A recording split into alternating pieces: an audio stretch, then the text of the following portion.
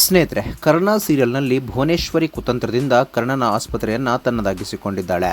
ತನ್ನ ತಾಯಿಯೆಂದೇ ಅರಿಯದ ಕರ್ಣ ಸೇಡು ತೀರಿಸಿಕೊಳ್ಳಲು ಮತ್ತು ಆಸ್ಪತ್ರೆಯನ್ನು ಮರಳಿ ಪಡೆಯಲು ಅದೇ ಆಸ್ಪತ್ರೆಗೆ ವೈದ್ಯನಾಗಿ ಸೇರಿಕೊಂಡಿದ್ದಾನೆ. ಕರ್ಣ ಸೀರಿಯಲ್ನಲ್ಲಿ ಅಮ್ಮ ಮತ್ತು ಮಗ ಈಗ ವೈರಿಗಳಾಗಿದ್ದಾರೆ.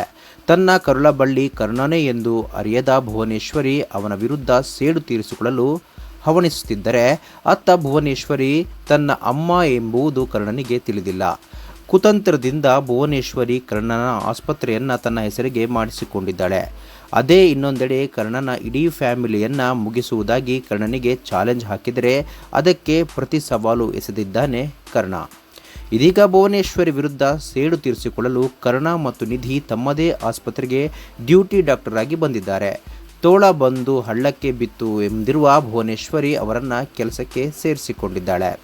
ಅತ್ತ ಕರ್ಣ ಎಲ್ಲ ರೀತಿಯ ಪ್ಲ್ಯಾನ್ ಮಾಡಿಯೇ ಅದೇ ಆಸ್ಪತ್ರೆಗೆ ಬಂದಿದ್ದಾನೆ. ಆಸ್ಪತ್ರೆಯನ್ನು ಉಳಿಸಿಕೊಂಡು ತಾತನಿಗೆ ಕೊಟ್ಟಿರುವ ಮಾತನ್ನು ಉಳಿಸಿಕೊಳ್ಳುವುದು ಒಂದೆಡೆಯಾದರೆ, ಭುವನೇಶ್ವರಿಯನ್ನು ಸೋಲಿಸುವುದು ಆತನ ಇನ್ನೊಂದು ಗುರಿಯಾಗಿದೆ. ಸದ್ಯ ಸೀರಿಯಲ್ನಲ್ಲಿ ರೋಚಕತೆ ಬಂದಿದೆ. ತಾಯಿ ಮತ್ತು ಮಗ ಒಂದಾಗಬೇಕಿದೆ. ಅದಕ್ಕೆ ಇನ್ನೂ ಕೆಲವು ವರ್ಷಗಳೇ ಬೇಕಾಗಬಹುದು. ಅಲ್ಲಿವರೆಗೂ ಅಮ್ಮ ಮಗನ ಫೈಟಿಂಗ್ ಯಾವ ಹಂತ ತಲುಪುತ್ತೆ ಅಂತ ಕಾದು ನೋಡಬೇಕಾಗಿದೆ. ಸ್ನೇಹಿತರೆ, ನೀವು ಕೂಡ ಕರ್ಣ ಧಾರಾವಾಹಿನ ನೋಡ್ತೀರಾ? ಇದರ ಬಗ್ಗೆ ನಿಮ್ಮ ಅನಿಸಿಕೆ ಪದೇ ಕಾಮೆಂಟ್ ಬಾಕ್ಸ್ನಲ್ಲಿ ತಿಳಿಸಿ.